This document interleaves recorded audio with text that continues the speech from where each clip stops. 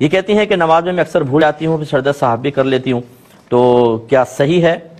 دیکھیں نماز میں ہر چیز کے بھول پر سجدہ سہو نہیں ہوتا. آپ یوٹیوب پہ جائیے گا، ادھر لکھیے گا نماز کے واجبات بائے مفتی اکمل، وہ آپ کلس ذرا دیکھ لیں کیا کیا چیزیں واجب ہیں، اس پہ پورے واجب کا بیان آپ کو ملے گا. ہر واجب کے ترک پہ سجدہ سہو نہیں ہوتا، بعض اوقات نماز لوٹانی پڑتی ہے.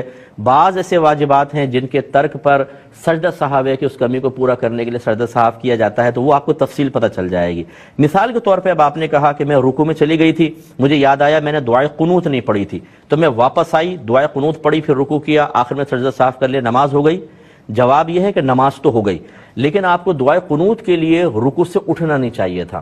یہ منع لکھا ہے فقہا نے. ہاں سورت فاتحہ رہ گئی یا سورت نہیں ملائی تھی وہ رہ گئی تو پھر رکوع سے اٹھنے کا حکم ہوتا ہے، لیکن دعائے قنوت کے اندر منع فرمایا گیا. اب آپ اٹھیں، یہ آپ نے غلط کیا تھا، اس پہ اللہ کی بارگاہ میں توبہ کریں، لیکن چونکہ آخر میں آپ نے سجدہ سہو کر لیا تھا، آپ کی نماز بہرحال ہو گئی. تو خلاصہ کلام یہ ہے کہ ہر ترک واجب پر یا کوئی بھی چیز بھولنے پر سجدہ سہو نہیں ہوتا. مثال کے طور پہ آپ ثنا پڑھنا بھول گئیں، تو ثنا پڑھنا سنت ہے، تو اس پر تو سجدہ سہو ہے ہی نہیں، اب آخر میں آپ سجدہ سہو کریں. اس لیے پہلے اس کا علم حاصل کر لیں تاکہ آپ کو پتہ چلے کہ کہاں پر مجھے سجدہ سہو نہیں کرنا، کہاں پہ کرنا ہے اور ترک واجب کی کمی پوری ہو جائے گی، کہاں ایسا ہے کہ ترک واجب ہو گئی تو پھر سجدہ سہو سے بھی تدارک نہیں ہوگا، نماز ہی لوٹانی ہوگی. یہ انشاءاللہ آپ کو سب اس میں مل جائے گا. یہ 6 کلمے کہاں سے آیا اور کس نے ان کو ایجاد کیا؟ یہ کوئی نبی کریم صلی اللہ علیہ وسلم کے دور میں نہیں تھے، صحابہ کرام کے دور میں نہیں تھے، یہ بعد کی ایجادات تھیں کہ جتنے بھی ہمارے عقائد ضروریہ ہیں انہیں کلمات میں 6 کلموں کے اندر مقید کر کے لوگوں کو، بچوں کو یاد کروا دیا جائے ترجمے کے ساتھ، تاکہ کم از کم اجمالی طور پر وہ چیزیں ہمارے ذہن میں حاضر رہیں. تو یہ بعد کی ایجاد ہے یہ. اور کس نے ایجاد کی؟ یہ کوئی پرٹیکولر شخص نہیں ہوتا ہے، یہ اس زمانے میں کسی نے کی، وہ فقہا نے اس کی اجازت دی. اس طریقے سے اجتماعی طور پر آپ منسوب ضرور کر سکتے ہیں، لیکن اس کے موجد کا نہیں پتہ چلتا عمومی طور پر. اور اگر یوٹیوب پر آپ تلاوت لگا کے اور پھر آپ تلاوت کر رہی ہیں تو اگر تو صرف آپ کے ہونٹ بند ہیں، آپ خالی نظروں سے دیکھ رہی ہیں، پھر تو ٹھیک ہے، یہ تعلیم و تعلم میں آ جائے گا. لیکن اگر آپ یہ چاہتی ہیں کہ وہاں سے وہ پڑھیں اور آپ بھی ساتھ ساتھ پڑھتی رہیں تو یہ مناسب نہیں ہے، کیونکہ جب قرآن پڑھا جائے تو خاموشی سے اس کو سنو. ہاں اگر آپ سیکھنے کا قصد و ارادہ کر لیں، جیسے قاری صاحب پڑھتے ہیں اور بچے مدرسے کے اندر ہوتے ہیں، تو پھر گنجائش نکل آئے گی. لیکن اگر آپ تلاوت قرآن کا ارادہ رکھتی ہیں تو پھر آپ جب وہ پڑھیں تو آپ خاموشی سے سنیں، اس کے بعد روک کے پھر اس کو آپ پڑھ لیں تاکہ غلطی کے امکانات ختم ہو جائیں. ایک یہ بہن نے کویسچن کیا تھا کہ یہ بعض لوگ، یہ باہر کے ملک میں تھا کہ یہاں پہ مرد عورت تراویح کے لیے مساجد میں آتے ہیں اور آتے ہی اپنے فون چارج پہ لگا دیتے ہیں اور نمازیں پڑھنا شروع کر دیتے ہیں، تو یہ مسجد کی بجلی سے چارج کرنے کی کیا شرعی حیثیت ہے؟ دیکھیں 2 چیزیں ہوتی ہیں. ایک تو یہ کہ وہاں کا عرف ہی یہ ہے کہ چارجنگ کی اجازت ہوتی ہے، دیگر چیزوں کی جو مطلب جیسے پانی آپ استعمال کر رہے ہیں، بعض مساجد کے اندر باقاعدہ واٹر کولر لگے ہوتے ہیں، باہر کے لوگ بھی بھر کے لے جا رہے ہوتے ہیں اور کوئی منع نہیں کرتا، مسجد کی انتظامیہ اور جو نمازی حضرات ہیں ان کو بھی پتہ ہوتا ہے کہ بھئی یہ پانی لے جائیں گے، اس کے باوجود وہ چندہ دیتے ہیں. تو جہاں اس طرح کا عرف رائج ہو جائے وہاں تو شرعاً کوئی حرج نہیں، کیونکہ اس وقت چندہ دینے والوں کے ذہن میں ہوتا ہے کہ بھئی کبھی ہم بھی اس سے چارج کریں گے، دوسرے بھی چارج کرتے ہیں، تو اس میں کوئی مسئلہ نہیں ہے.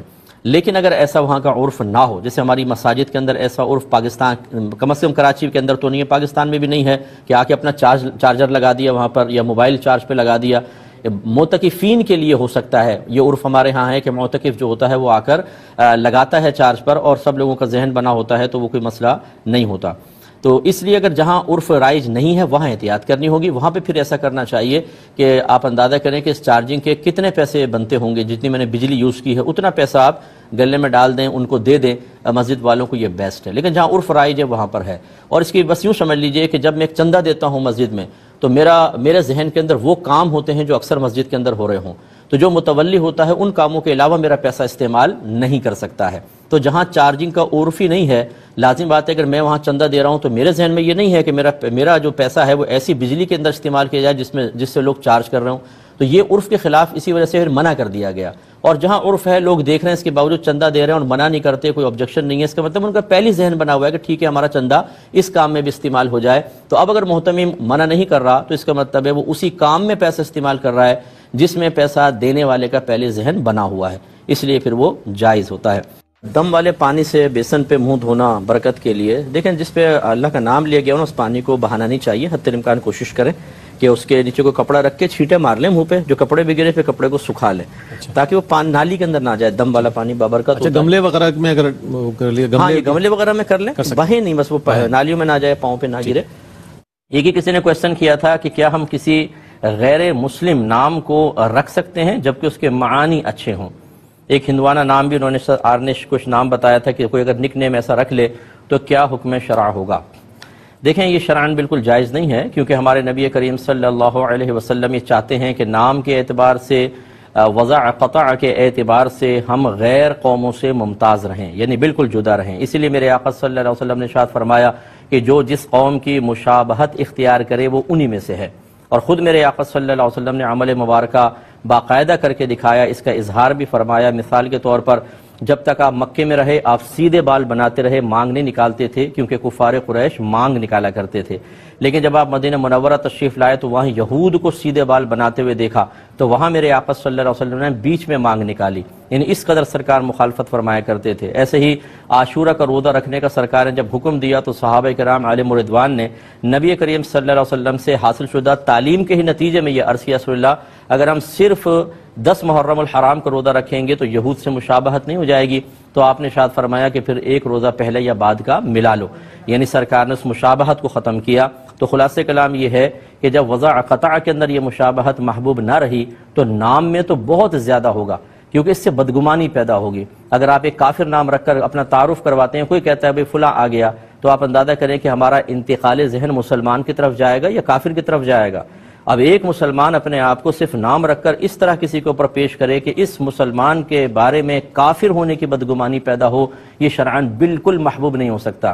اس لیے فقہاء نے فرمایا کہ اگر گلاس میں پانی ہو تو وہ پانی بھی اس انداز سے نہ پئیں کہ دور سے دیکھنے میں ایسا لگے جیسے شراب پی رہا ہے، یعنی مخصوص انداز سے جو شرابیوں کا انداز ہوتا ہے اسے بھی منع فرمایا، کیونکہ یہ مشابہت غلط ہے، غلط تصور دوسروں کے ذہن میں جائے گا. اس شخص اس مسلمان کے لیے بدگمانیاں دیگر مسلمانوں کے قلب میں پیدا ہوں گی، لہٰذا منع کیا گیا، اجتناب کیجیے گا. لیکن جھوٹا حلف اٹھانا یہ بہت بڑا گناہ ہے کہ آپ سامنے والے کو دھوکہ دے رہے ہیں کیونکہ وہ آپ پہ اعتماد کر رہا ہے کہ آپ نے قرآن پہ ہاتھ رکھ لیا یا آپ نے قرآن کو انتہائی معمولی سمجھا. تو یہ قرآن کی مار بہت سخت ہوتی ہے. جھوٹ بول کے آپ وقتی طور پہ تو ایک سمجھتے ہیں کہ میں ایک فتنے سے بچ گیا، لیکن اس بہت بڑے فتنے میں اپنے آپ کو پھنسا لیتا ہے. اور اس میں اتنے معمولی انداز سے ان کا مجھے نہیں پتا کہ ان کا کیس ہے کس کا، بالکل آرام سے جی وہ ہو گیا کیا کرنا ہے، اس پہ نادم ہونا چاہیے، شرمندہ ہونا چاہیے. بعض اوقات تباہ ہو جاتا ہے انسان، اس لیے اللہ کی بارگاہ میں توبہ کریں. کفارہ اس کا بہرحال کوئی نہیں ہوتا، ہاں اپنے طور پہ تھوڑا بہت صدقہ کر دیں تاکہ گناہ مٹے تو بہت اچھی بات ہے. یہ پوچھا تھا کہ کیا اگر کوئی خاتون کسی جگہ سفر کر کے جائیں، شوہر بھی ساتھ ہوں، کسی شہر میں پہنچتے ہیں اور شوہر 15 دن سے کم ٹھہرنے کی نیت کرتے ہیں جبکہ زوجہ 15 دن سے زیادہ ٹھہرنے کی نیت کرتی ہیں، تو کیا شوہر قصر اور زوجہ پوری نماز پڑھیں گی؟ دیکھیں اس کا جواب یہ ہے کہ سب سے پہلے یہ دیکھا جائے گا کہ جو مہر مقرر ہوا تھا وہ کیا ہوا تھا. اگر تو مہر معجل مقرر ہوا تھا عین کے ساتھ، تو اس معجل کا مطلب جس کو عند طلب بھی کہتے ہیں یہ ہوتا ہے، اس کا حکم یہ ہے کہ وہ عورت شوہر کو جب چاہے اس مہر کی عدم ادائیگی کی وجہ سے اپنے قریب آنے سے روک سکتی ہے. اور اگر شوہر اس کو سفر پہ لے جانا چاہے تو اس کا بھی انکار کر سکتی ہے، چاہے 50 بار پہلے جسمانی تعلق قائم ہو چکا ہو، عورت کا یہ حق قائم رہتا ہے. تو لہٰذا بس اب یہ اس کا ایک معیار ہے، اگر دونوں سفر کر کے گئے اور شوہر نے مہر معجل یا تو تھا ہی نہیں یا تھا تو ادا کر دیا تو بیوی شوہر کے تابع کہلائے گی. اب شوہر کی نیت کا اعتبار ہوگا، اگر وہ 7 دن میں جانے کی نیت کرتا ہے تو بیوی کتنے سالوں کی نیت کر لے وہ قصر نماز ہی پڑے گی کیونکہ شوہر کے تابع. لیکن اگر مہر معجل تھا اور شوہر نے ادا نہیں کیا تو بیوی جو ہے اپنی نیت میں مستقل ہوتی ہے، کیونکہ شوہر اس کو لے جا نہیں سکتا، وہ چاہے تو انکار کر دے. جی تو بالکل اس صورت میں بیوی پوری نماز پڑھے گی، شوہر قصر پڑھے گا. ایک کسی نے پوچھا کہ ایک بہن ہے وہ 3 ماہ کی حاملہ ہیں اور کبھی کبھی جو ہے ان کو براؤن کلر کا مطلب لیکوڈ آتا ہے، اور تو اس میں روزے کا اور وضو کا کیا مسئلہ ہوگا؟ دیکھیں جو خون حیض ہے یہ ماں کے رحم سے آتا ہے، جہاں بچہ ٹھہرتا ہے جس کو بچہ دانی بھی کہتے ہیں. جب حمل ٹھہرتا ہے تو رحم کا منہ بند ہو جاتا ہے کیونکہ وہی خون حیض بچے کی غذا بنتا ہے. اس کا مطلب یہ ہوا کہ حاملہ بہن کو یا تو بلیڈنگ اگر رحم سے آ رہی ہے تو اس کا مطلب ہے گڑبڑ ہے، کیونکہ رحم کا منہ کھلا ہوا ہے اور اس میں بڑے مسائل پیدا ہوتے ہیں، تو فوراً ڈاکٹر سے رجوع کرنا چاہیے. اور اگر ایسی کوئی پیچیدگی رحم کے اندر نہیں ہے تو اس کا مطلب وہ رحم سے نہیں آ رہا بلکہ بیماری کا خون ہے. رحم سے آنے والا خون خون حیض تھا، لہٰذا اس کی وجہ سے روزہ منع ہوتا. اب حاملہ ہیں اور اگر رحم کا معاملہ بالکل ٹھیک ہے تو یہ ہے بیماری کا خون، یہ استحاضہ کہلاتا ہے، اور ایسی خاتون کو مستحاضہ کہتے ہیں. اور مستحاضہ عورت پر نماز روزہ وغیرہ سب فرض ہوتے ہیں، وہ نہیں چھوڑیں گی. یہ بس تحقیق ہونی چاہیے. ہاں یہ ضرور ہے کہ اگر کوئی بہن ایسی ہیں کہ ان کو انہوں نے وضو کیا ہوا تھا اور استحاضہ آیا تو وضو ٹوٹ جائے گا. اب اگر بہت ہی زیادہ کثرت کے ساتھ آ رہا ہے تو پھر وہ شرعی معذورہ کے اندر چلی جائیں گی. جیسے ہوتا ہے کہ بھئی کوئی دو نمازوں کے درمیان کوئی ایک وقت اتنا نہیں مل پا رہا کہ جس میں طہارت کے ساتھ اس وقت کے کم از کم فرض ادا کر سکیں. جیسے وضو کرتے ہیں فوراً سے قطرہ آ جاتا ہے، یا وضو کر کے نماز شروع کی قطرہ آ گیا، طہارت قائم ہی نہیں رہتی، تو وہ ایک دفعہ امتحان کر لیں کہ بار بار وضو کریں اور نماز پڑھیں. اگر قطرات آتے رہیں تھوڑا ویٹ کریں حتیٰ کہ نماز کا آخری وقت آ جائے، پھر وہ وضو کر کے نماز پڑھیں. چاہے اس قسم کے قطرات آتے رہیں، وضو قائم رہے گا، نماز قائم رہے گی. اگلا وقت آئے گا پھر تازہ وضو کر لیں اور اس وقت کے اندر وہ نماز پڑھتی رہیں چاہے ایسے قطرات آتے رہیں. یہ کہلاتی ہیں شرعی معذورہ. لیکن اگر یہ مستقل بنیاد پر نہیں آ رہا، تھوڑا بہت آتا ہے، تو وضو ضرور. اولاد کیا شوہر کی مرضی سے ہوگی یا بیوی کی مرضی سے یا دونوں کی مرضی سے؟ پھر وہ مسئلہ بیان کرتے ہیں کہ اصل مسئلہ یہ ہے کہ شوہر چاہ رہا ہے کہ اور مزید بچے پیدا ہوں، ایک بچہ ہے ان کا، لیکن بیوی نہیں چاہ رہی، تو کیا حکم شرع ہوگا؟ دیکھیں، اولاد دونوں کا حق ہوتا ہے، بیوی کا بھی ہے شوہر کا بھی ہے، اور انڈرسٹینڈنگ سے یہ ہوتا ہے. بیوی اگر مزید اولاد کا انکار کر رہی ہے تو اس کی کوئی معقول وجہ ہے تو اس کو ویلڈ مانا جائے گا. مثال کے طور پہ ابھی چھوٹا بچہ ہے اور عورت کے گھر میں بعض اوقات کثرت مصروفیات ہوتی ہیں، جوائنٹ فیملی ہوتی ہے، بہت زیادہ کام کرنا پڑتا ہے، اس میں پہلے ہی بچے کی دیکھ بھال بہت مشکل ہوتی ہے، تو وہ چاہتی ہیں تھوڑا سا وقفہ ہو تاکہ ایک بچے پہ بھرپور توجہ رہے. ایسے ہی بعض اوقات خاتون بیمار ہوتی ہیں اور دیگر ان کی کوئی، جیسے اب شوہر بھی کام کر رہا ہے لیکن بیوی کو بھی جاب کرنی پڑتی ہے بسا اوقات، اور پھر گھر کا نظام چل پاتا ہے. اس قسم کی صورتوں میں اگر زوجہ یہ چاہ رہی ہے کہ تھوڑا سا وقفہ ہو کچھ عرصے بعد، اور شوہر یہ چاہ رہا ہے کہ فوراً اولاد ہو، تو اس میں شوہر کو توجہ کرنی چاہیے کہ بیوی کو اگر آپ آزمائش میں مبتلا کریں گے، نہ اس کی صحت کی پرواہ، نہ اس کی مصروفیات کی، نہ اس کے کام کی، نہ اس کی ذہنی اذیتوں کی، تو یہ مناسب نہیں ہے. ہاں، اگر بیوی اس وجہ سے منع کر رہی ہے کہ مجھے اولاد اچھی نہیں لگتی ہے، میں نہیں چاہ رہی ہوں، بس بغیر کسی وجہ کے، حالانکہ گھر میں رہتی ہیں، کوئی اتنا کام بھی نہیں، صبح سونا، دوپہر کو اٹھنا، بچے کو بھی سلا دیا اور پاؤں پھیلا کے سو رہی ہیں اور یہ ڈرامے دیکھنا اور فلاں چیزیں، تو یہ پھر برا ہے. اللہ تبارک و تعالیٰ کی ایک عظیم نعمت سے منہ موڑنا ہے. ان عورتوں کو دیکھیں، ان لوگوں کو دیکھیں جن کے 16 سال سے بچے نہیں ہوئے، اور لوگ جب ان سے ملتے ہیں تو سوالیہ نگاہیں لوگوں کی یہ ہوتی ہے کہ جی کچھ ہوا، کوئی خوشخبری ہے، اور وہ بیچارے ہر دفعہ اس طرح کی مشکل محسوس کرتے ہیں اور جواب دینا مشکل ہو جاتا ہے. تو ہم ایسے بہنوں سے گزارش کریں گے کہ بلا ضرورت اللہ تبارک و تعالیٰ کی نعمت سے منہ موڑنا یہ مناسب نہیں. تو بہرحال دونوں ہی انڈرسٹینڈنگ سے بچے کی خواہش کر سکتے. تو صدیق اکبر رضی اللہ تعالیٰ عنہ نے دوسری روایت کے مطابق عرض کر رہا ہوں، عرض کیا رسول اللہ، پھر جتنے کی میں نے اونٹنی لی ہے اتنے میں آپ مجھ سے لے لیں. اس کو بیع تولیہ کہتے ہیں. تولیہ، جب طالب علم زمانہ طالب علم میں تھا نا، تو میں نے عنوان دیکھا بیع تولیہ، میں نے کہا تولیہ کی بیع؟ یہ تولیہ جو میں نے سمجھا جو استعمال کرتے ہیں وہ تولیہ لکھا ہوا ہے، تولیہ کی بیع. وہ پتہ چلا کہ یہ ایک خاص اصطلاح ہے. تولیہ کا مطلب یہ ہوتا ہے کہ آپ کسی چیز کی قیمت پہلے ظاہر کریں، قیمت خرید کی، میں نے اتنے میں خریدی ہے، اور پھر بغیر کوئی نفع رکھے اس کو آگے فروخت کر دیں، تو اس کو بیع تولیہ کہتے ہیں.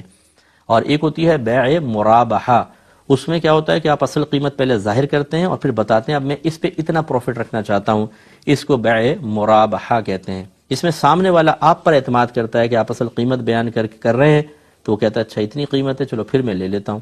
تو وہ آپ کی بتائی ہوئی چیز پر چونکہ اعتماد کرتا ہے، بتائی ہوئی قیمت پہ اعتماد کر کے پھر یہ بیع کرتا ہے. اس لیے بیع مرابحہ ہو یا بیع تولیہ، جب آپ اس شے کی اصل قیمت بتاتے ہیں تو اس میں آپ امین ہیں. اگر آپ جھوٹ بولیں گے تو گناہ گار ہوں گے.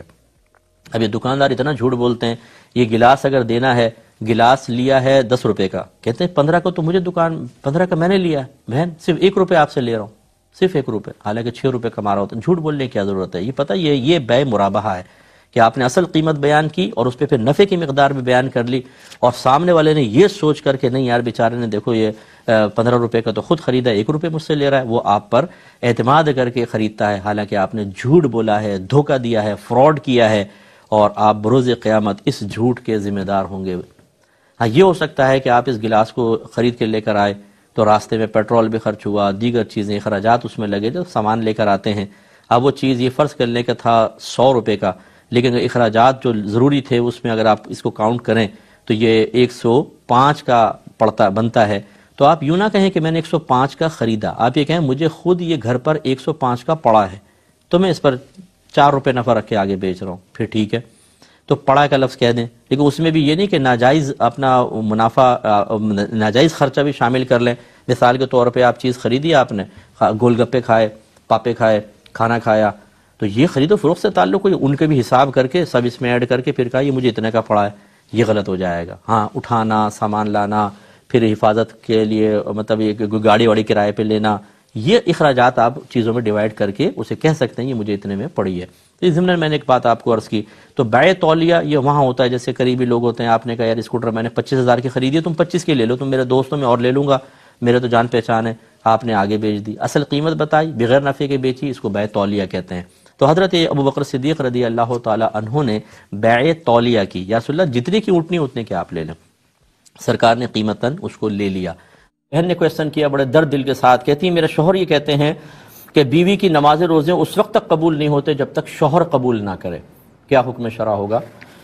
تو یہ بھائی کوئی اپنے وقت کے امام اعظم ابو حنیفہ بننے کی کوشش کر رہے ہیں، ایسا نہیں ہوتا ہے۔ یہ ضرور ہے کہ جو عورت شوہر کا حق ادا نہیں کرتی ہے، شوہر سے بدتمیزیاں کرتی ہے، اس کے لیے اس قسم کی احادیث میں کچھ وعیدات ضرور ہیں، لیکن ایسا نہیں ہے کہ عورت خدمت بھی کر رہی ہو، کہنا بھی مان رہی ہو، کوئی نافرمانی بھی نہیں کر رہی ہو۔ جن امور میں کہنا ماننا واجب نہیں ہے اس میں نہ مانے تو واجب نہیں ہوتا، جن میں واجب ہے اس میں واجب ہوتا ہے۔ لیکن جب ایک شریف عورت ہے، کہنا بھی مان رہی ہے، پھر شوہر زبردستی اپنی کچھ باتیں منوانے کے لیے اس طرح کی دھمکیاں دے کر کہے، یہ شرعاً بالکل غلط ہے۔ اور ہم بارہا آپ کو سمجھا چکے ہیں کہ حقوق اور فرائض یہ شریعت نے متعین کر دیے ہیں۔ اس قسم کے جو شوہر اپنے حق جتانے کی کوشش کرتے ہیں ان سے صرف حق کی تعریف پوچھ لیں، کیا حق کی تعریف کیا یہ بتاؤ۔ دوسرا یہ بتاؤ کہ آپ کے حقوق کیا ہیں اور آپ کے فرائض کیا ہیں، پتہ کچھ بھی نہیں ہوتا، کہیں سے بھی سنا کر یہ میرا حق ہے اور نہیں کریں گے تو دھمکیاں دینا، تم جہنم میں چلی جاؤ گی، تمہیں عذابات قبر ہوں گے۔ اگر عورت نافرمان ہو پھر تو چلیں اس کو ایک اچھے انداز سے اس کو سمجھانے کے لیے یہ بات کہہ دی جائے تو الگ بات ہے کہ خوف خدا پیدا ہو اور نافرمانی سے محفوظ ہو۔ ایک بیوی پہلے ہی مطیع و فرما بردار ہو اور آپ اسے دبائے چلے جائیں، اس کے خوف خدا سے ناجائز فائدہ اٹھائیں کہ وہ بیچاری کانپتی رہے، گھبراتی رہے اور آپ کی جائز و ناجائز خواہشات پوری کرتے رہے، یہ شرعاً جائز نہیں ہوتا۔ تو ہم نے آپ کو سمجھایا کہ جو اس طرح غلط فتویٰ دیتے ہیں، غلط چیز کو بیان کر کے اس کو اللہ اور رسول کی طرف منسوب کر دیتے ہیں، نبی کریم صلی اللہ علیہ وسلم نے ایسے لوگوں کے بارے میں فرمایا کہ جو بغیر علم کے فتویٰ دے اس پر زمین و آسمان کے فرشتے لعنت کرتے ہیں۔ تو یہ جو حضرت اگر واقعی وہ بیوی اچھی ہیں، سب کچھ مطیعہ ہیں، فرما بردار ہیں، اس کے باوجود ایسی باتیں کہہ رہے ہیں تو وہ غلط حکم بیان کر رہے ہیں، اللہ اس کے رسول کی طرف جھوٹ منسوب کر رہے ہیں۔ اب بیوی نہیں، ان کے بارے میں خطرہ ہوگا کہ آخرت میں وہ قابل گرفت ہو سکتے ہیں۔ یہ کہ کہتے ہیں کہ ان کی بچی ہیں، چاہتے ہیں کہ اس کو اچھی تعلیم و تربیت دیں، اس کے لیے پلیٹ فارم کیا ہونا چاہیے؟ دیکھیں آپ اپنے اطراف میں دیکھیے، ایک تو دنیاوی تعلیم بچیوں کو ضرور دینی چاہیے حفاظت کے ساتھ، اچھے انداز سے، اور اس کے علاوہ دینی تعلیم بہت ضروری ہے۔ بچیوں کو 9 سال سے پہلے طہارت کے مسائل آنے چاہیے، حیض کے مسائل اس کو آنے چاہیے، اسی طرح وضو ہے، غسل ہے، تیمم ہے، اسی طرح کپڑوں کو پاک کرنا ہے، نجاستیں کون کون سی ہوتی ہیں اور کتنی مقدار میں لگ جائیں تو نماز شروع ہی نہیں ہوتی، کتنی مقدار میں لگیں تو شروع ہو جائے گی لیکن نماز کے لوٹانا واجب ہوتا ہے، اور کتنی مقدار میں لگے تو نماز ہو جائے گی، لوٹانا اچھا ہے، نہ لوٹائیں تو کوئی بات نہیں، یہ تمام احکام۔ پھر اس طرح نماز کا احکام، اگر روزے قریب آگے ہیں تو روزوں کے احکام سیکھنا بھی اس کے لیے ضروری۔ اس کے علاوہ گناہ صغیرہ کبیرہ کی معرفت حاصل کرنا، اس کے علاوہ عقائد اسلام، یہ 9 سال سے پہلے اس کو یہ بیسک سیکھنا لازم ہے، جس کو ہم فرض علوم سے تعبیر کرتے ہیں۔ تو آپ 9 سال سے پہلے فرض علوم ان کو سکھائیں، اس کے بعد پھر اضافی چیزیں بھی، کیونکہ جب بچی چھوٹی ہوتی ہے تو فرض علوم تھوڑے سے مختصر کر کے سمجھائے جاتے ہیں، جب بچہ تھوڑا سا اور بڑا ہو جاتا ہے، ذہن میں وسعت آتی ہے تو پھر مزید ان علوم کے اندر چیزیں ایڈ کر کے ان کی ذہنی وسعت کے مطابق سمجھائی جاتی ہیں۔ اب یہ تو ہے ایک چیز، اب پلیٹ فارم کیا ہوگا؟ اپنے اطراف میں دیکھیے، اگر وہاں پہ کوئی اہل سنت کا ادارہ ہے ایسا جہاں بچیوں کو اچھی تعلیم دی جاتی ہے تو وہاں پر آپ ان کو ایڈمیشن کروائیں، یا پھر آن لائن کورسز ہوتے ہیں، آپ میرا نمبر لے لیں، مجھ سے رجوع کر لیجیے گا، میں آپ کو تھوڑا سمجھا دوں گا، آن لائن کورسز کروا لیں۔ آج کل یہ بہت آسان ہو گیا ہے، پورے ورلڈ میں جہاں کہیں آپ ہیں آپ آن لائن پڑھ سکتے ہیں، لیکن اپنی بچی کو ضرور آپ تعلیم و تربیت کے زیور سے آراستہ کریں، ورنہ آپ یقین کریں، میرا بہت عرصہ ہو گیا اس فیلڈ کے اندر، کتنے لوگوں کی بچیاں حرام زندگی گزار رہی ہیں اور نہ ماں باپ کو پتا تھا نہ بچی کو پتا تھا، کیونکہ ماں باپ نے سکھایا نہیں، اور ناجائز اولاد پیدا ہوتی رہی ہے گھر کے اندر اور ان کو پتہ ہی نہیں، کیونکہ نکاح بہت عرصے پہلے ختم ہو چکا تھا، ان کی جہالت تھی کہ انہیں پتہ ہی نہیں کہ نکاح ختم ہو گیا ہے۔ اب یہ تو ہمیں پتہ ہے کہ یہ ایک نکاح ہوتا ہے، یہ بیوی ہوتی ہے، یہ شوہر ہوتا ہے، یہ مہر ہوتا ہے، یہ گواہ ہوتے ہیں، یہ قاضی صاحب ہوتے ہیں۔ سوال ہے کس نے بتایا آپ کو؟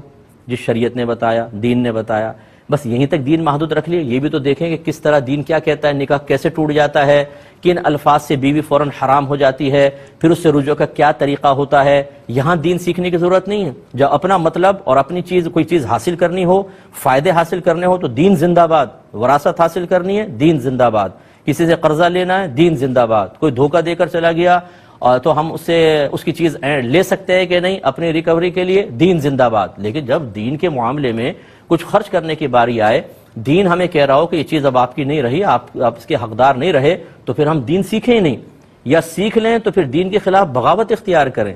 پھر ہم یہ دیکھیں کہ کوئی بھی ہمیں الٹا سیدھا کیسے بھی مسئلہ بتا دے، اس کے پیچھے چل پڑیں اور اصل دین کو چھوڑ دیں. تو اس لیے میں گزارش کرتا ہوں اپنی بچیوں کو ضرور سکھائیے. اس طرح کے کیسز ہمارے پاس ہیں. ایسے والدین میدان معاشر میں بچیں گے نہیں.